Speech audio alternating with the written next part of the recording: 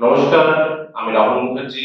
Positive বার্তার তত্ত্বাবধানে আজ যুক্তরাষ্ট্র ডেভেলপমেন্ট আইনের এই কলেজে মুখ্যত ৩টি ট্রেডের উপর পাঠরত বা শিক্ষাদান করা হয়: ফিটার, ইলেকট্রিশিয়ান এবং সার্ভেয়ার। আজকে আমরা আমাদের মধ্যে পেয়ে গেছি ইলেকট্রিশিয়ান বিভাগীয় অধ্যাপক শ্রী সোমনাথ মহাশয়কে। নমস্কার স্যার। স্যারের কাছে আজকে আমরা যে প্রশ্নটি রাখতে চলেছি, এখানে এই যে কারিগরি ভবন, এই কারিগরি ভবনে ইলেকট্রিশিয়ান, ফিটার এবং সার্ভেয়ার ট্রেডের উপর ছাত্রছাত্রীরা প্রশিক্ষণ নিচ্ছে। আপনার কাছে জানতে চাইবো, এই সমস্ত ছেলেমেয়েরা এখান থেকে পাস আউট হওয়ার পর আমি দেখেছি বিভিন্ন ছেলেরা অ্যাপ্রেন্টিসশিপ সাইডে নিজেদেরকে যোগদান করে এবং অনেক ছেলেরা গভর্নমেন্টে যোগদান করে। আপনার মতামত কি এই অ্যাপ্রেন্টিসশিপ বা গভর্নমেন্ট বা প্রাইভেট জব নিয়ে? যদি একটু বলেন তো উপকৃত হই। নমস্কার, আমি সোমনাথ রাও। আমি Durgapur government IT electrician instructor. আজকে যেটা জানবো সেটা হচ্ছে যে আমাদের যে কলেজ দুর্গাপুর গভর্নমেন্ট আইটি, সেখানে 3টি ট্রেড রয়েছে: ফিটার, ইলেকট্রিশিয়ান, সার্ভেয়ার। আর অন্যান্য ট্রেডও রয়েছে, বিভিন্ন ট্রেডই রয়েছে। আমাদের কলেজে 3টি রয়েছে। তো মূল উদ্দেশ্য হচ্ছে আইটি করার পর ছেলেরা যে মানে প্লেসমেন্ট কোথায় হবে, হ্যাঁ, প্লেসমেন্ট কোথায় হবে বা এরা কোথায় জব করবে। হ্যাঁ, জব। দেখুন, যেটা বললেন অ্যাপ্রেন্টিসশিপ, অ্যাপ্রেন্টিসশিপটা হচ্ছে কি, যেটা আমাদের 1961 একটা অ্যাক্ট থেকে তখন থেকে শুরু হয়ে আসছে।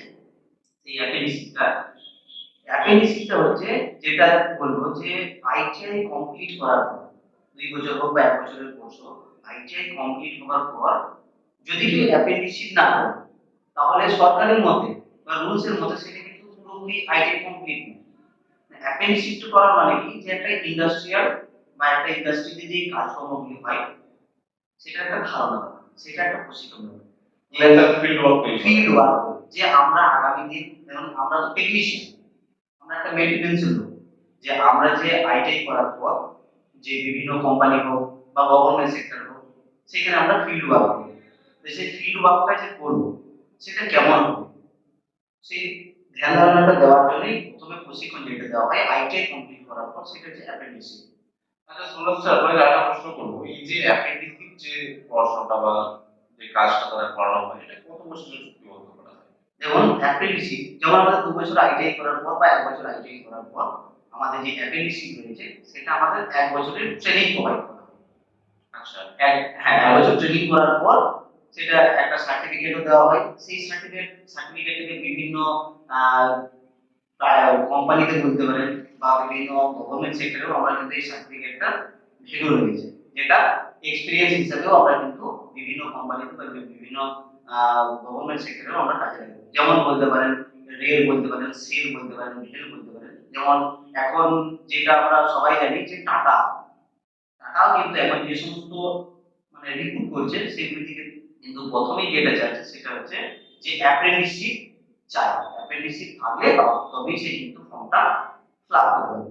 অতএব আমাদের আইটিআই করার পর অ্যাপ্রেন্টিসশিপটা কিন্তু অবশ্যই করা দরকার। হ্যাঁ, কারণ কি, অ্যাপ্রেন্টিসশিপ করার একটাই কারণ হচ্ছে তারা ইন্ডাস্ট্রিতে যে সমস্ত হাতে নাতে কাজগুলি হয়, প্র্যাকটিক্যাল কাজগুলি, সেগুলো কিন্তু অ্যাপ্রেন্টিসশিপ এর মধ্যেই কিন্তু শিক্ষাদান দেওয়া হয়। যে হ্যাঁ, আগামী দিন যে তোমাদের 1 বছর যে ট্রেনিংটা চলবে, যে ট্রেনিংটা করার পর তোমরা যে সমস্ত কোম্পানিতে যাবে, তাহলে সেইখানে তোমরা কেমন ভাবে কাজ করবে, সেই শিক্ষাটা কিন্তু অ্যাপ্রেন্টিসশিপের মধ্যে দেওয়া হয়।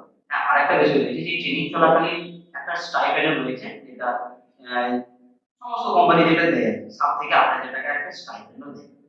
আচ্ছা, মানে কোম্পানিতে ওরা কাজ করার সুযোগ পাবে, তাদের সাথে অবশ্যই প্রতি মাসে মাসে ওরা 7 থেকে 8 হাজার টাকা পাবে। খুব সুন্দর একটা জিনিস অ্যাপ্রেন্টিস সম্পর্কে জানতে পারছি আমরা।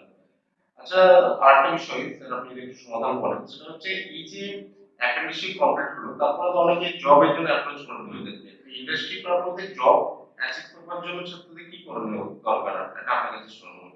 দেখুন, অ্যাপ্রেন্টিসশিপ করার পর যে অ্যাপ্রেন্টিসশিপ কমপ্লিট হয়ে গেল, অ্যাপ্রেন্টিসশিপ কমপ্লিট হয়ে যাওয়া, তারপর বিভিন্ন কোম্পানিতে সেটা অ্যাপ্লাই করা বা কোনো জায়গায় একটা প্লেসমেন্টের একটা চলছে, ইন্টারভিউ চলছে, সেইখানে আমার ইন্টারভিউতে বসা, সেইখানে আমার বিভিন্ন সার্টিফিকেট শো করলেই কিন্তু আমার, যেহেতু আমার অ্যাপ্রেন্টিসশিপের এক্সপিরিয়েন্স রয়েছে বা আমি অ্যাপ্রেন্টিসশিপ করেছি, তাহলে তার ভ্যালু কিন্তু আগে রয়েছে।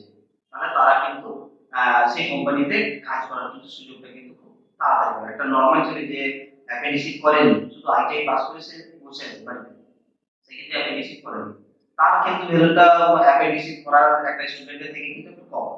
সে কিন্তু অ্যাপেন্ডিক্স যে করে রেখেছে তার কিন্তু ভ্যালুটা আগে রয়েছে। কারণ কি তার যে ইন্ডাস্ট্রিতে যে কাজ করার যে ধারণা কিভাবে কাজ করতে হয়, যে বিভিন্ন মেশিনারি রয়েছে সেগুলি তো সে আইনে কমপ্লিট করে যে কিন্তু অ্যাপেন্ডিক্স করেনি বা কোনো ইন্ডাস্ট্রিতেই যায়নি, কোনো ফিল্ড ওয়ার্ক করেন। করতে পারবে না। তাহলে অ্যাপেন্ডিক্সটা করার পর তারা খুব সহজেই তারা কিন্তু শেষ করতে পারবে কাজের মধ্যে, বা ফিল্ড ওয়ার্কটা তারা তাড়াতাড়ি করে নিতে পারবে। খুব সুন্দরভাবে সোমনাথ স্যার আমাদেরকে বুঝিয়ে দিলেন যে অ্যাপেন্ডিক্স সিস্টেমটা কি বা জব পেতে গেলে অ্যাপেন্ডিক্স এর গুরুত্ব কতটা।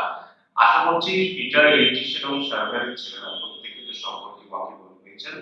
আজকে আমাদের পজিটিভ বার্তা থেকে এতটুকু, পরবর্তী সময় আবার দেখা হবে। নমস্কার।